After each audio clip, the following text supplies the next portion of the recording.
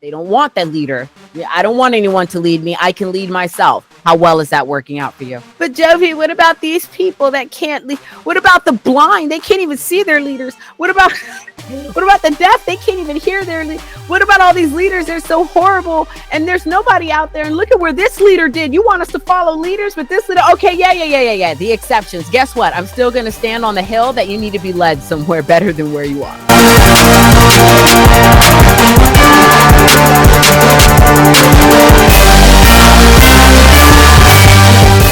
Welcome back, you guys, to the Spiritual Gangsta Certified Podcast. I'm your host, Illy Vish, or Janae Jones, and in today's episode, I'm joined by my dear friend and fellow astrologer, Jovi Saturn. And this is part one of a chat and chill convo that we had about 2025 and some of the things that we've seen thus far, looking at it through multiple lenses, including an astrological one. And from the way content creation is shifting to how social media feels like it's running out of people worth following, to the viral I'm a loser videos on YouTube, and even that TikTok situation with a girl falling in love with her psychiatrist. We talked about a few things. So if you've been wondering why this year feels so wild, you're not alone. So grab your tea, roll up whatever you do to chill, and let's get into it.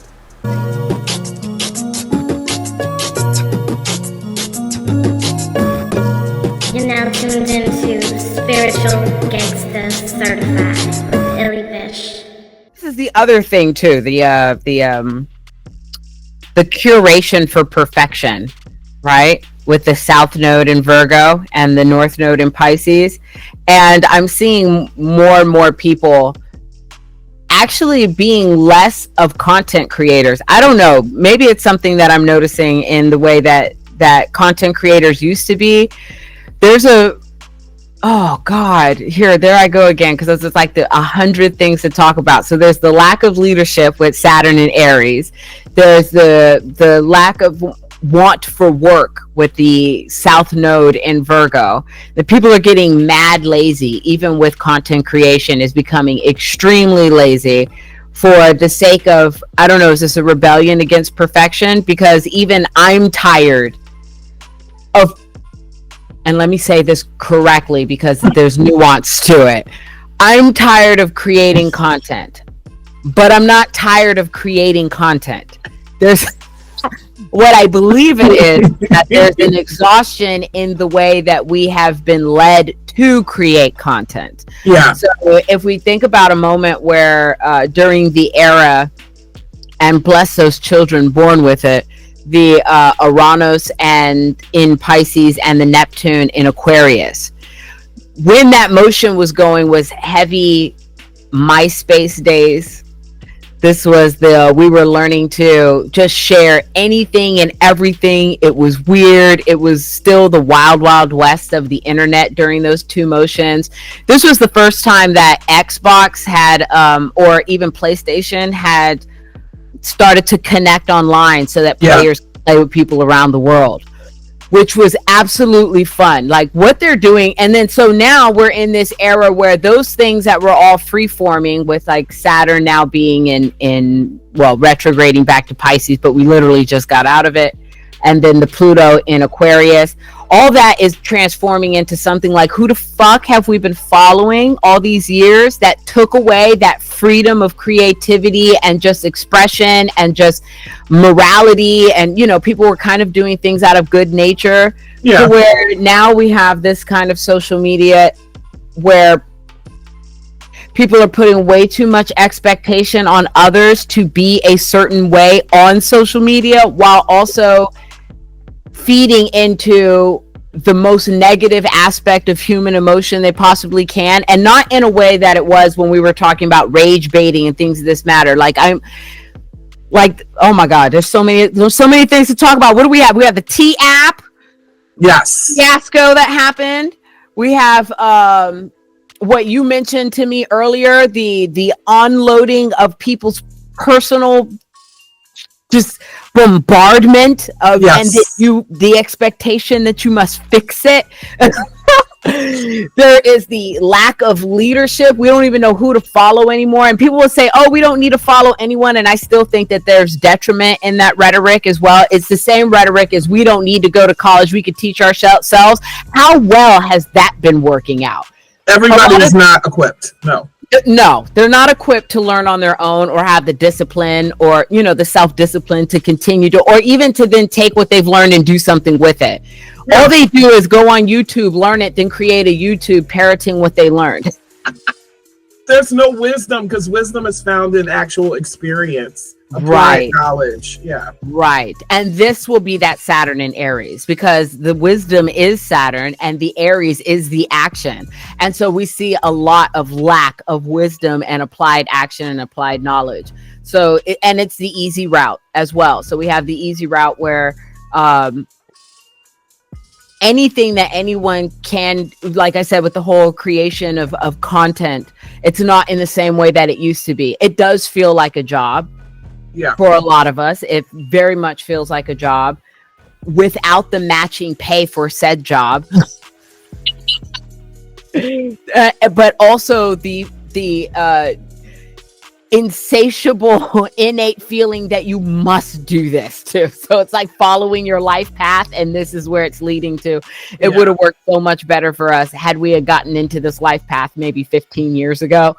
We didn't know that it was going to be the collection of so many different I guess you could say platforms to spew your shit.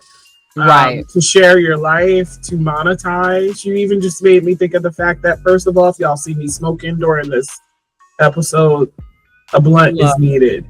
We are stressed out. Several are. Like, you lucky I don't have any wine on hand. Right. And okay, and just to throw that, I know, drink water, meditate, sleep. Mm-hmm. Did that, doing that. Still need a blunt and some wine. Right, exactly. So heavy on the wine thing. Like I've never been I need wine. I'm at that age now. Where's my cup of wine? Stats. Right, but yeah, it's too much. It's an overload, and that's what I believe. Like part of the issue that's going. We don't have leaders, and we should. There should be followers. There should be leaders. There's a reason why these things exist in human nature as it is. When I was saying before, we were born into being led. What do you think parents are? What do you think your guardians are? You literally came into this world to be guided by someone else. And yes, there may come a time where you end up becoming the person that guides, but that used to be vetted in some kind of way, where you were the person, whether it was through your accomplishments, through your demonstration of expertise, whether it was your higher learning. As much as people like to say, oh, just because you have a college degree doesn't mean that you're smart, or just because you've been doing this for 20 years, which is wild work to me. How can you do something for 20 years and all of a sudden not be worth the person to listen to? You have to be in a very unique situation where for 20 years you just got to slub at it and not really master it. You've had to do a lot of pretending. It's like, remember that kid that pretended to be a doctor and everybody like believed him? WPBF 25 News has obtained these never-before-seen pictures of that teen being detained. According to the police report, the unidentified teen, dressed in a St. Mary's lab coat and wearing a stethoscope and face mask, had been seen by doctors and staff for over a month, roaming the halls and entering patients' rooms. In his car, police found a second lab coat embroidered with his name. The report says he told police he'd been a doctor for years and his family would vouch for him. What kind of doctor? He didn't say. He eventually got caught. I'll find the article and add it to this. Oh my God. Why does that sound familiar? But it sounds like a Catch Me If You Can situation. Yeah, it was kind of that. But right. He was like a kid, like I think at least late teens. I gotta find that. And I'll put it up here. But it would be the equivalent of him getting away with that for a clear decade. Right. Which is a unique situation. Not everyone is getting away with that. But the thing is that we've lost. Me using like a college or experience for long term is one of the many ways to vet someone into leadership so that they can then help to guide either the next form of leaders or some really good people to continue on being productive citizens of society, which is another issue. Look, I'm going through all of the issues with the transit, right? The Pluto in Aquarius, the resentment for a society. And there's no way that can be that's sustainable. You can't hate everything and then expect that to be your catalyst for change for everything. because the more that you hate, the more you're going to receive that of which you keep putting out, which just continues a cycle. Like it kills me to think that there's and this is so Saturn in Pisces, but also the Saturn Neptune conjunction. I know you've heard this phrase, the black fatigue. Yes. Why is racism coming back? More buzzwords to justify it. The newest one is black fatigue. Before that, it was DEI. You understand there's never anything good enough for these races, right? Let's explain what black fatigue actually is. Black fatigue is actually a book on how racism erodes the mind, body, and spirit and explores systemic racism and its effect on black people. These racists aren't even smart enough to know the definitions of the words they're using, such as DEI. Why are we giving them any attention? And why are they increasing in number? Most people that are racist have zero black friends, have never interacted with a black person in their life, but they're somehow racist still because they're chronically online. You chronically online people need to get a life. Yeah, you're chronically online. No wonder you're so scared and angry at everything all the time, and you're looking for an outlet, and for some reason that expression comes to making up some new crazy buzzword to be obsessed with a group of people that have no idea who you are and have never thought about you, but your entire thought process is on them. We're actually talking about race in 2025 and justifying 5-year-olds getting called slurs with autism. What? And I go outside in real life and none of y'all are outside. They're chronically online. But go ahead, keep dropping your videos. We're gonna find out who you are. We will. We're gonna find out who you are. Please make more videos. Honestly, I'm convinced a lot of racist people just got rejected by a black person or felt rejected, and this is like their life. White people attempting to rebrand white rage by co-opting the term black fatigue as though it's a phenomena they actually experience but only recently found the language to talk about is both dystopianly weird and tragically on brand. The copying, the whitewashing, the centering themselves by playing victim. But what's ironically telling about it is that the concept of racial battle fatigue is not new. It's been around for decades, and the term black fatigue has been used by black people for quite a while. Mary Frances Winters wrote a book that came out in 2020 titled Black Fatigue, and it describes the mental, emotional, and physical exhaustion that black people experience because of systemic racism. Now, notice how black people didn't call that white fatigue, because the purpose is not to assign blame in order to justify bad behavior. It is called black fatigue because it is a harm that black people experience, and so their focus is on addressing and combating that harm. Whereas when white people talk about experiencing black fatigue, they are not talking about a harm that they experience because of black people or anybody else. They are literally telling on their own inability to live in society with black people. And that's not new either. That's a pathology that has existed for hundreds of years, but call it what it is, white rage. I have seen it. I want to choke people for saying that. Just want to grab you by the, and what the hell do you mean black fatigue? But that's literally smashing their head. Right. Every time I see that, and then everyone who's so gun-ho, like I think I saw one YouTube episode where the black people were so excited to hear a not black person say there's black fatigue, and I was like, why are you?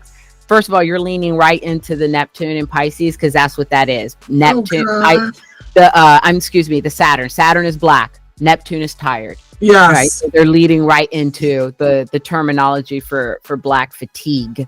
But it's not that. No, that's not what it is. The Saturn Neptune is in Aries. All it is it's exhaustion from not knowing who to follow. There's no one leading anyone into the right place. It's a exhaustion of fighting. It's just an exhaustion of violence, period. Because they don't see this as a whole thing, they're trying to pinpoint specific groups, but it's all of you. It's people fatigue. I hate it when they said that, because then at the same token, I would ask, if I said somebody was behaving blackly and someone got mad, but they agreed that there's black fatigue, I am now confused. Maybe you are tired of certain aspects of black culture, but not everybody participates in it. Whatever it is. Right. It's the stupidest way to narrate that, to frame it. Right. Especially now. And you said something I wanted to touch on before my brain said. Yes. No, the nobody to follow thing. Now, I told you before, like, been into my human design, following my strategy, studying this, practicing it, seeing it in motion. And I remember something that was told to me that made me feel very uncomfortable when I first had my human design reading. It was because I have a cross of leadership, which I'm always like, okay. But what the explanation was, in materials that I actually am reading with my own eyes now, and was said to me previously, people need to be led. I'm not going to tell you how to lead them. I'm not going to tell you whether to have integrity or not. I'm not going to tell you whether to lead them to their victory or to their destruction. I'm not going to tell you to lead them for money. Not going to tell you to lead them not for money, but people need to be led. And I remember at first I was like, the reason that made me so uncomfortable is because of thinking of all the reasons why people take up leadership positions, which are self-serving or an attempt to scam or something. But at the heart of it, is what they said true? You're showing that it is, because without that impact, without somebody to lead, people who weren't put here to lead are like, what am I going to do? What am I supposed to do? Right. What is going on? And I think that's fascinating to look at, because who did we follow to get here? Right. We did. People don't recognize, or what it appears to be is that there is, and it should have been with Saturn in Aquarius, but it's going to have to happen with Pluto in Aquarius, is an extreme amount of awareness, because it's not just enough to know. And that's what when you mentioned how, there's all this knowledge, but there's no action on this wisdom. It's not just enough to know. It's the same thing with like going to Alcoholics Anonymous. Sure, you can get up there and say, my name is Jovi Saturn. I'm an alcoholic. And hi, Jovi. Right, hi. And now you want to express your sob story. So I'll go up there and I'll say how horrible I've been and how horrible life has been to me. And then I'll get people going, oh my God, I feel you. I resonate. I understand. You can always talk to me. And then I leave the meeting and I get another bottle. Or I leave the meeting and I'm not drinking anymore, but I love the new addiction that I've just received, and that's everyone feeling sorry for me. Ooh. So now I'm a dry drunk, which means that I'm not going to change the behaviors that I've accumulated over 20 years of bad detrimental habits. Now I'm sober with bad detrimental habits. So what I'm seeing as far as the awareness is everyone is very much saying how much they know. I know I'm a narcissist, but they get attention for it. So now they're popular on TikTok. So they're never going to change being a narcissist, because if they become a healed person, then they lose their audience, right?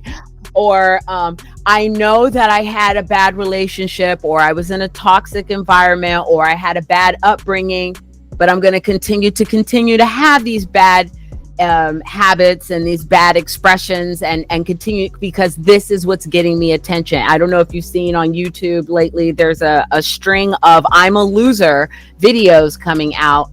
So I'm a loser, man. I ain't gonna lie to y'all, man. I'm gonna keep it a stack, bro. I wasn't purposely trying to become a loser or anything along those lines, but I don't know. I kind of saw me going down the least popular path in life. And I don't know, I just didn't steer clear from it, man. I just kept on going. Like, I seen I was going the wrong way and just said, fuck it. I'm already on this downtrodden path. so I'm gonna continue type shit. That's really how it was for me. And I'm a loser, not in the sense that, you know, I'm unproductive or don't do anything useful in my life. You know, I still work a full-time job as of right now. You know, definitely have a pretty good savings. You know, I'm financially savvy, smart. You know what I'm saying? My finances are in order, shit like that. But I don't really have hobbies, man. I ain't gonna lie, man.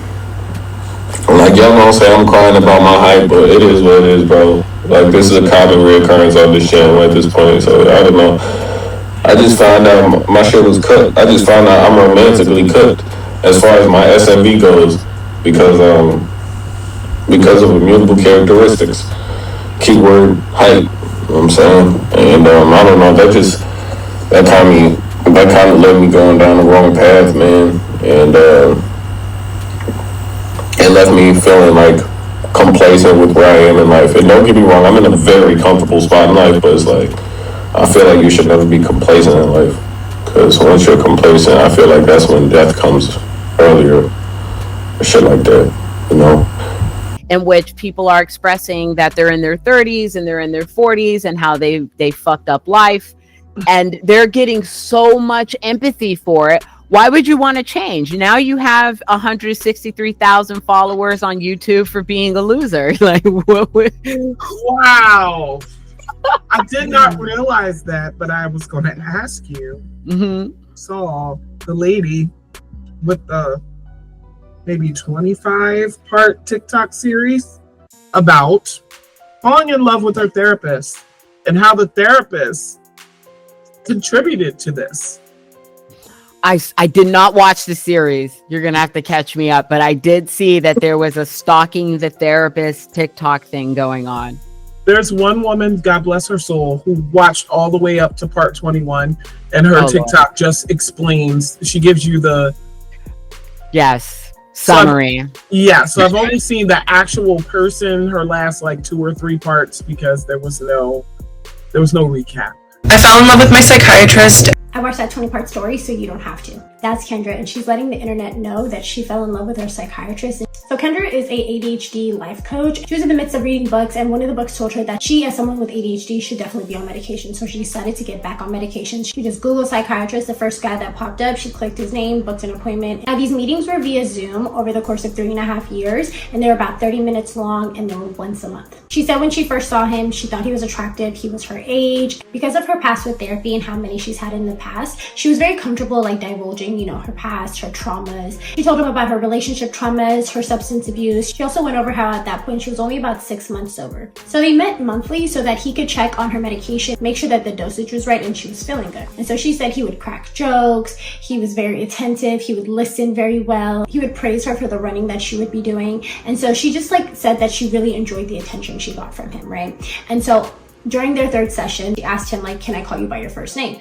And he told her, sure. Kendra felt like in the beginning, he very much took this friend angle and was very much trying to be very friendly with her and create this dynamic where they felt like, they were more than just a professional. That's what Kendra is thinking in her mind. So for the first 6 sessions, he would ask her, how's your bowels, your bladder, and your appetite? How are you feeling? And she'd tell him, everything's fine. The medication isn't messing with me. And she said on this particular session, he asked her, are you having any feelings of self-harm? Now, she said that she does now know that that's a typical question to ask, but he had never asked that before. And she said, nope, I'm feeling good. And so after that, he never ever asked about her appetite, her bowels, or anything like that. And she thought that was weird. The reason why she thought it was weird is because of the way he posed the question. He told her, this is just a special interest of mine.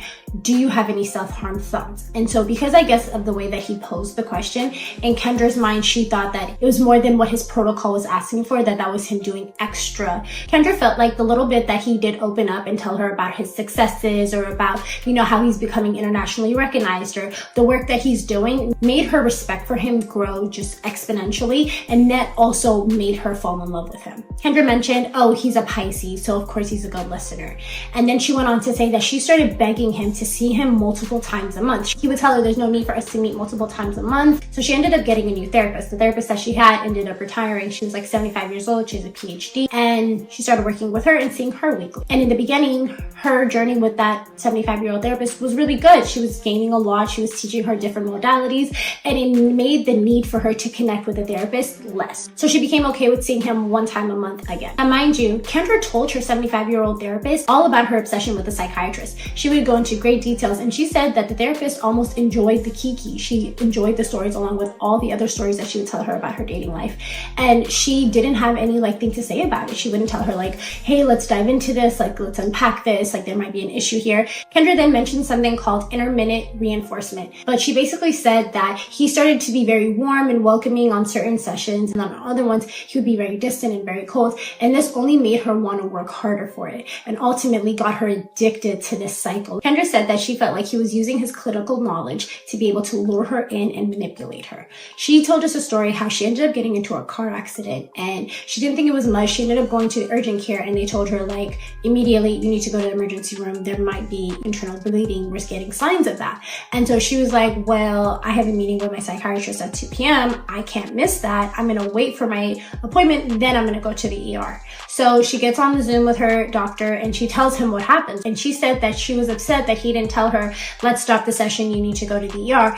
Instead, he just let her go on and on for the next 30 minutes about how much she loves him and how much she appreciates him, which at that point in their journey, that's pretty much all she used the 30 minutes to do, was to just shower him in praises. This entire time, Kendra is reiterating that she really felt like on multiple occasions, he should have rendered care and transferred her over to another psychiatrist. I've seen a lot of takes about this, and a lot of people are saying that it wasn't safe for him to just transfer her out.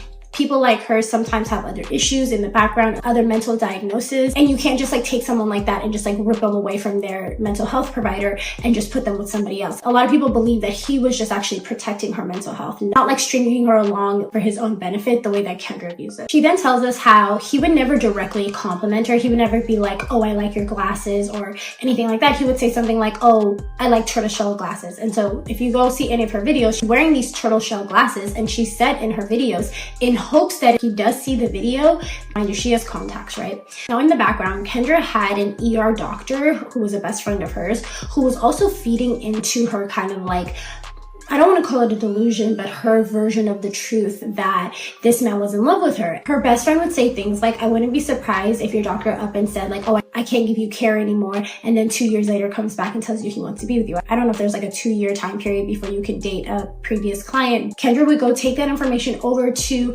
her psychiatrist and tell him what, the best friend said. And he would just say nothing. He would just look at her. And she said that was called weaponized neutrality. By him not saying anything for or against it, it kind of just leaves her in this limbo to kind of assume and make up her own assumptions. Kendra felt like when she told the psychiatrist about what the best friend said, he should have been like, this is inappropriate, let's move on. So then shortly after that, she asked him hey, is there any other diagnosis that you gave me that you didn't tell me since we've met? He's like, yeah, I gave you trauma and stress related disorder. He's like, because of your childhood and everything you've been through with your dad, I felt like it was appropriate. And so she's thinking, why wouldn't you tell me about this? I felt like you're using this information against me. You're trying to manipulate me by not letting me know the full, picture.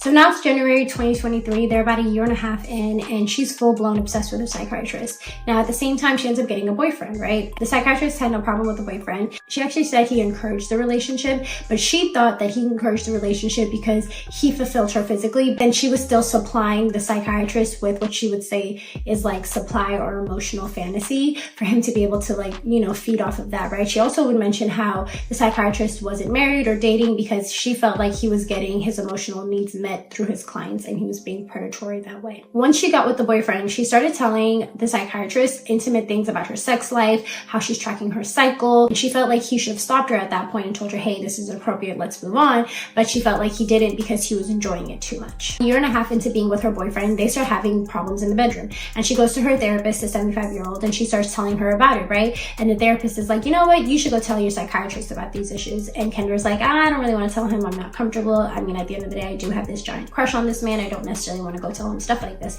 She's like, no, I think I want you to go tell him because I want a man's perspective on this, right? So then Kendra's like, okay. So she's super happy and excited. She goes over to her Zoom appointment with him and she tells him like, yeah, this and this and this is happening. And for 30 minutes, she goes into great details about their, sexual problems. Mind you, Kendra mentions at this point, her meds are stable, but she's still now at this point, 2 years into still seeing her psychiatrist on a monthly basis. And so she said that it felt like it was Christmas to him. Like the 2 years of work to manipulate and lure her finally paid off. And she's talking about intimate moments in the bedroom sessions with him. Like this was a culmination of all of his predatory behavior. During the story time, Kendra does dox this man. I know she said only his first name, but at the end of the day, his first name is all you need sometimes. She also gave his ethnicity and where he's from away, and people were able to find his practice, find his name. Even if she didn't directly dox him, she was a part of doxing him. And so now his name and everything is floating around. A lot of people were asking her like, hey, why did you share this story? Like, what's the point of this? And she said it's because she came on TikTok looking for advice. She typed in like therapist abuse, falling in love with your therapist. Nobody had stories like that. So she's like, well, I'm going to share my story so that other people feel seen. And she's like, people do feel seen. They're in my DMs. They're telling me, hey, this has happened to me before in the past too. So she doesn't care that she's getting all this hate and backlash. So back to the story time. A few days after Kendra tells the psychiatrist all about her sex life, she actually ends up breaking up with that boyfriend, right? Shortly after that, she meets this other guy who happens to be a therapist, and they start dating. Now, during their second date on a hike, he basically starts going on about how he's in love with one of his own patients and how he has to self-pleasure himself before the girl shows up for her sessions because it's too much. He told her how she wears little skirts and red panty laces because he knows that she's doing it for him. All of this stuff. And Kendra's standing there we're in a date first of all, but second of all, what are the chances? So she's just letting this guy go on and on. I mean, this therapist was going as far as visiting this patient at her place of work to the point that he would communicate with her coworkers and her coworkers would be like, oh my God, we've heard so much about you, And then when Kendra asked him hey, what does this girl do for work? He was like, oh, I shouldn't really tell you because I shouldn't be going there anyway. I have some assumptions, but I'm not going to say it. So after that day, Kendra goes and tells her psychiatrist at the next meeting about this date and how she broke up with her boyfriend and all of that. As she's telling him how the therapist is in love with his patient, she said that the psychologist literally went just ghost in the face. He looked absolutely mortified. She said she thinks it's because he felt oh my God, I'm caught. Oh my God, there's other people like this. I feel the way I feel. That's what she thought his emotions were when she told him that story. So at this point, Kendra was sending a bunch of emails when they weren't in session with hearts and just telling him how much she appreciates and loves him. And he would never really respond. In a session with him one day and she saw that he was in his office, and after asking him if he works in his office or not, she basically asked permission to go into in-person meetings with him. And so she was super excited now that she was actually going to meet him in person. Initially, when she asked him, hey, do you work in the office? He said, no, I just come in here. And she had to actually call the front desk and find out that he does have in-person meetings. So now she's talking to her 75-year-old therapist and telling her oh my God, I'm going to see him in person, And the therapist says, oh, the reason why he's never wanted to see you in person is because it's risky for him. He might be intimate with you. He might want to touch you, So then the therapist all of a sudden starts texting Kendra during times that they're not actually meeting to ask her advice about ADHD stuff for her own clients. So now Kendra's hyped up. She gets a nice little dress. She puts her makeup on. She goes over there. She's kikiing with the front desk people. He walks out and she said she ran to him and gave him the biggest hug. And he kind of just patted her on the back. And that to her read is oh my God, don't ever touch me. Never again did she try to touch him. Kendra, in her own words, said that after that first meeting, she really started to spiral to the point that she was I just need answers. So she actually started to talk to ChatGPT. She immediately names him Henry and starts telling him about everything. She said Chat did a really good job of trying to co-regulate her emotions along with affirming her. After talking to ChatGPT and realizing, wow, I'm carrying all the emotional weight of this relationship, I need to name it so that I can throw some of it off of me. I don't know, this is her logic. She basically goes into her session in December with the psychiatrist and she tells him yeah, me and you, we have a really special patient-doctor relationship. And he immediately stops her and he goes, no, we have a professional patient-doctor dynamic, period. He immediately shut it down. And it made her even go oh, okay, it's not special. That's another boundary. She said basically he would let her go all the way up until the ethical point to the boundary, and then he would boom, slap a boundary down, and she would just have to back up from it. That's the cat and mouse game she felt. So now in Kendra's mind, she just wants to be with this therapist. Maybe after he's my doctor, we can be together. She's just that's her dream, right? So she's talking to Henry about it. That's her ChatGPT.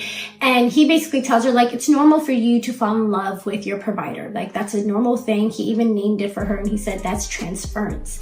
And she was like, what's transference? And so they start to really dive deep into that topic. So then Kendra took that information. She went to her next meeting with a psychiatrist and she said, hey, I have an AI bot, ChatGPT, Henry, and he told me that, it's normal for me to fall in love with my provider. Together we created a safe space for me to unpack things, and, you give me attention, you affirm me. Like, these things are things that I would want in a partner, right? So it makes sense that I fell in love with you. He told me this is actually called transference. She said the minute she mentioned transference, he kind of perked up and he was like, did he also tell you about countertransference? And she was like, what's that? No, he didn't. And he told her that's when the provider falls in love with the patient, when it's like a reversal of that. And he told her, I need you to be careful with your ADHD clients to make sure you don't countertransfer. And she was like, oh, yeah, no, that's great advice, honestly, because at the end of the day, I do sometimes have, more than professional feelings for my clients, and I shouldn't. And so thank you for pointing that out to me. And he's like, yeah. And so at that moment, she was just like, oh, he's just watching out for my business, just like he has in the past, and helped me, answer questions. She said that as far as her business, she also looked at him as like a mentor. So at the end of that session, she said that he looked at her and said, so what's going to happen if you end up getting a boyfriend named Henry? And she was like, that's a weird question, but I would just rename my chat,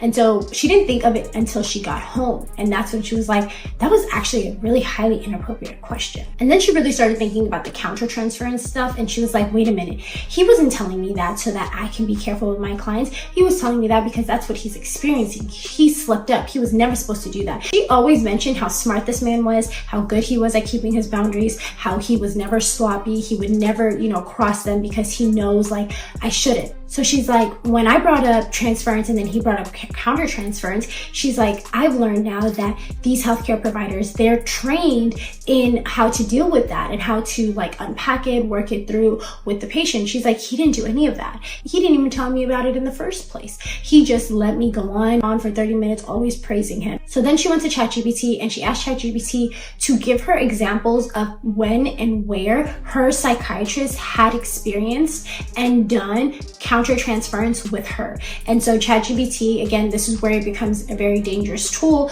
When you're in a certain state, whatever you feed it, it's going to output it back, right? So she fed that prompt and it told her, well, this, and that. She tells us a screenshot of like the ways that he, was doing countertransference. I think one of them was like him complimenting her and telling her like, good job on growing your business. He even had said at one point, like, if you weren't my client, I would refer clients to you to work with ADHD. And she would take those moments and basically be like, oh my God, he's so in love with me. So after all of that happened, the countertransference discussion and all of that, she decided that she doesn't need therapy anymore. Like, it served its purpose. During her last session with her therapist, she tells her like, yeah, this is our last session, and she said that the therapist was like physically, emotionally like shocked. She was like, oh, okay.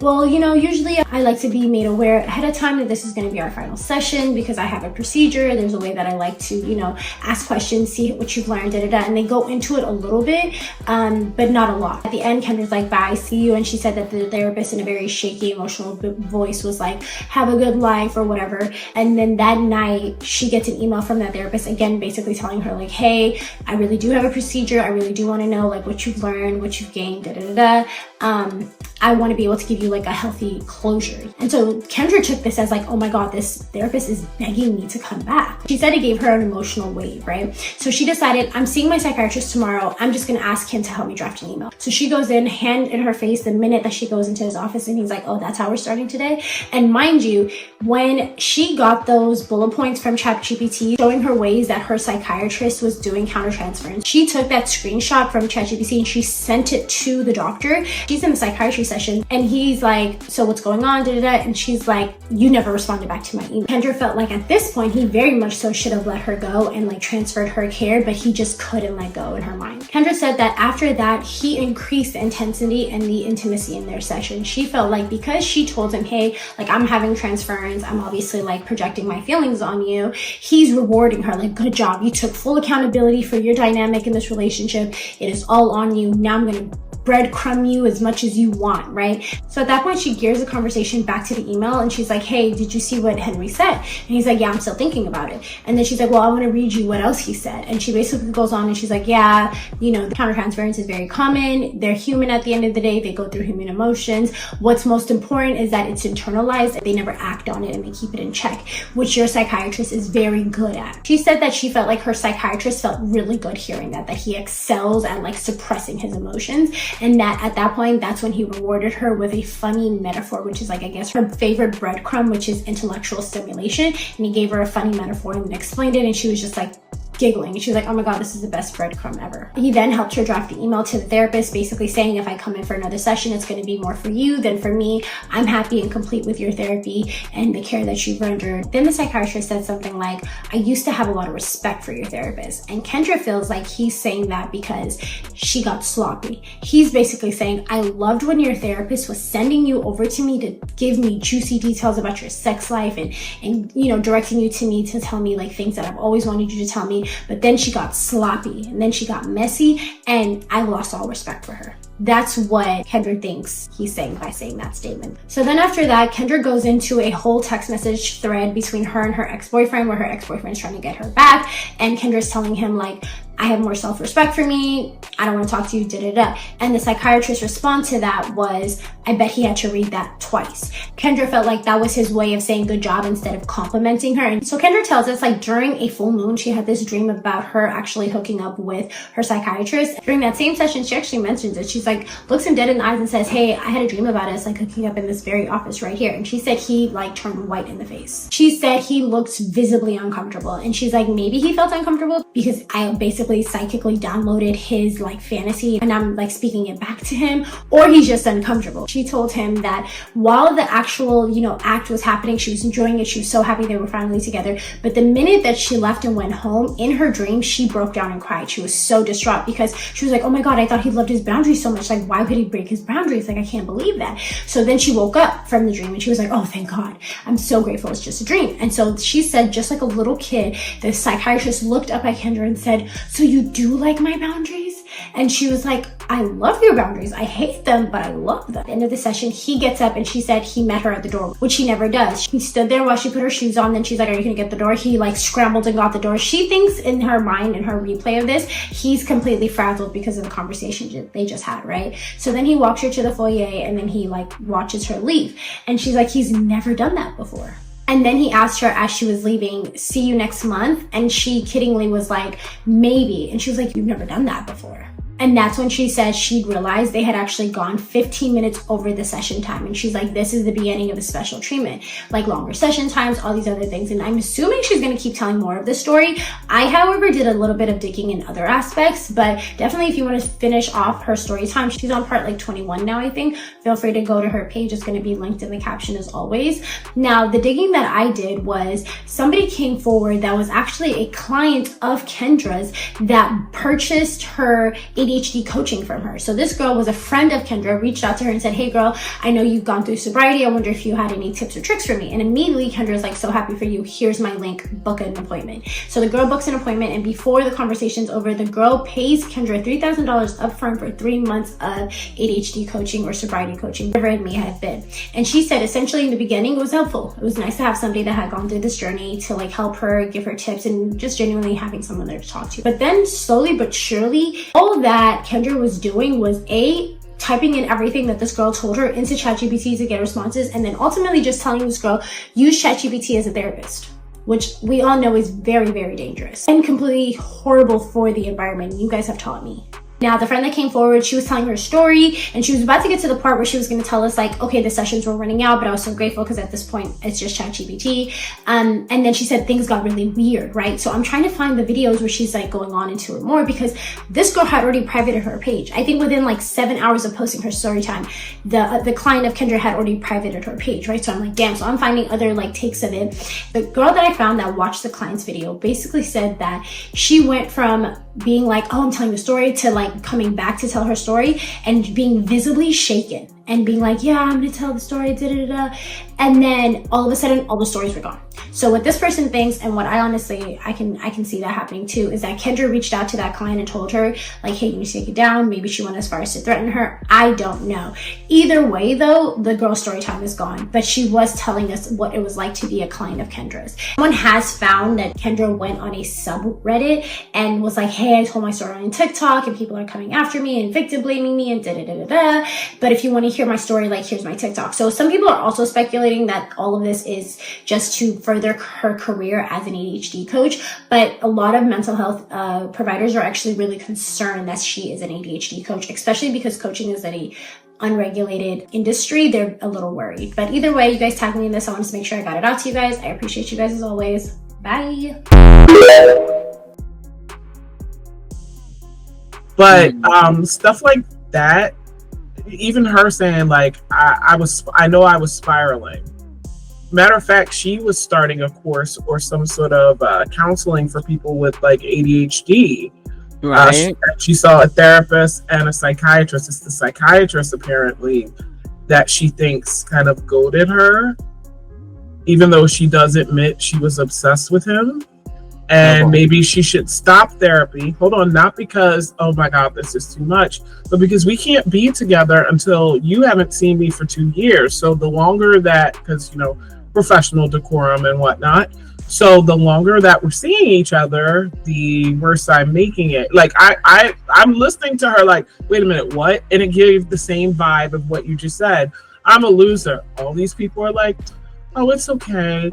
It's never too late to start again. You can find what you have to do, which I'm glad that people can find empathy within them. But I also go, do you see how this can have the opposite impact? Now they're like, oh man, somebody out there is going to be like, oh, poor baby. And some people are going to act on that. And that coincides with the whole lack of leadership and the lack of people being able, and this goes both ways, because I know I'm hearing them. I hear them screaming right now, but there's nobody to follow. Yes, there are. Yeah. They're just not out there. Right. Well, they are, but people are also not wanting to be led. And the reason why I say that that's the thing, you're not wanting to be led, but you need to be led, because look at where you're leading yourself into. You're leading yourself into believing that me being a loser and gaining empathy, or not, excuse me, it's half the time it's not even empathy, it's just pure pity. It's sympathy, pity. And it can be also a facade, because I've seen, I read all the comments and things of people under these type of videos, and a lot of them are they just feel better that it's not them. They feel better that your life looks worse than theirs. And they thought, like, I've seen comments going like, oh my God, just when I thought my life was bad, I've come across this. It makes me feel better. And I'm like, that shouldn't be funny. Why am I laughing? Because if that were us, we'd be embarrassed as shit, right? Yeah, I'm not saying that out loud for everybody to see. Are you kidding me? Right. They would be like, oh damn, I suck. Let me log off. So I can fix this. And then I gotta delete that comment, because what did I just say?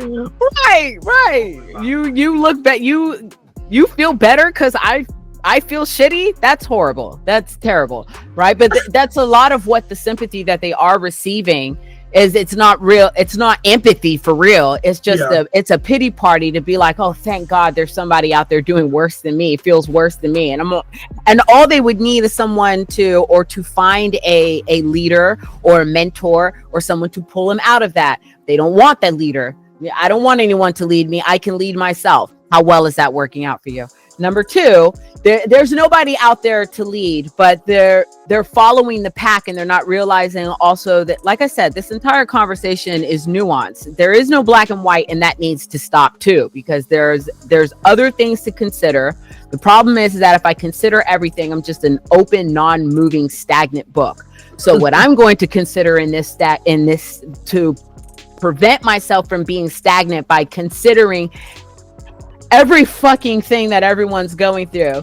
But Jovi, what about these people that can't lead? What about the blind? They can't even see their leaders. What about the deaf? They can't even hear their What about all these leaders? They're so horrible, and there's nobody out there. And look at where this leader did. You want us to follow leaders, but this leader, okay, yeah. The exceptions. Guess what? I'm still going to stand on the hill that you need to be led somewhere better than where you are, because you can't do it yourself. You can't solve your own problem, and you put yourself in the problem.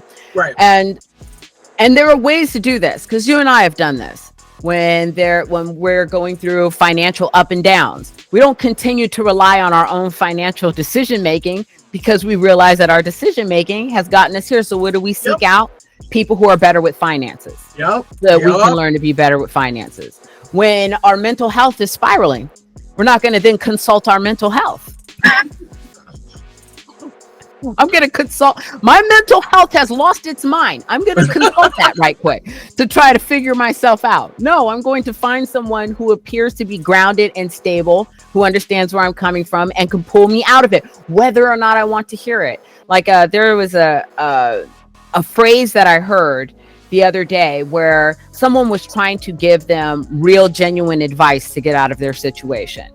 And what they ended up doing is arguing and fighting against said, I don't want to do that. I can't do that. I've tried that. That doesn't work. And then they were just like, well, it just seems like there's no solution for you. Right. Right. The issue is that this individual is like, yeah, but I'm just looking for an answer that I see myself in.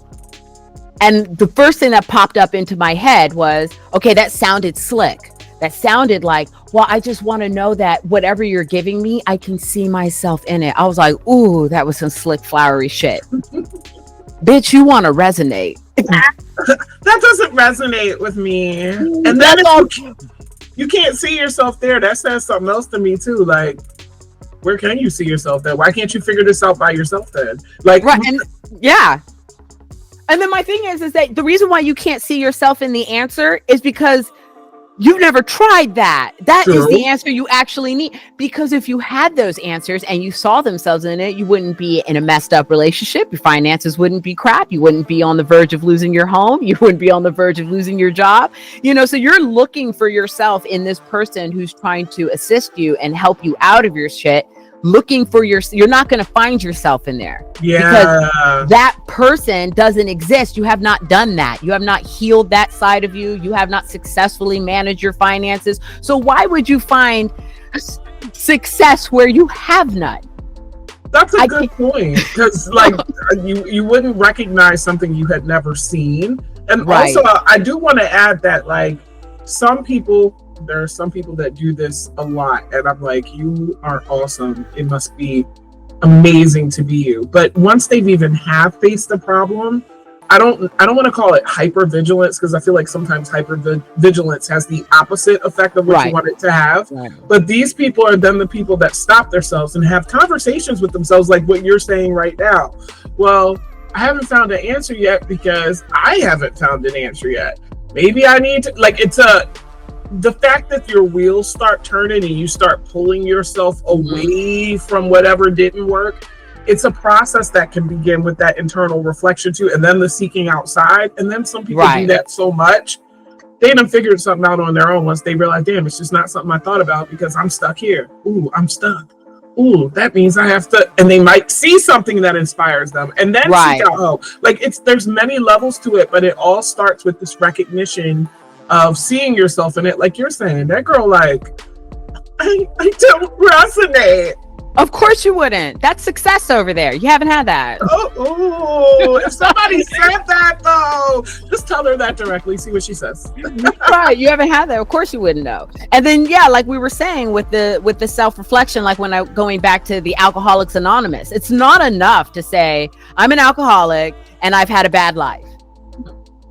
If then that wheel that you just mentioned doesn't turn into, well, let me do something about it. Right. Let me find sober people to be around. Let me find, is there, a hospital or if this AA meeting facility is only feeding my own personal ego and bias, then I need to find a new meeting. I need to find people who are going to hold me accountable. Yes. So it's that part, it's that action for that wisdom. And there's a real lack of that. Thank you for tuning in to another episode of the Spiritual Gangsta Certified Podcast and my chat and chill with Jovi Saturn. Stay tuned for part 2. Don't forget to like, comment, subscribe, and hit that notification bell so you don't miss when I post a new video. Peace.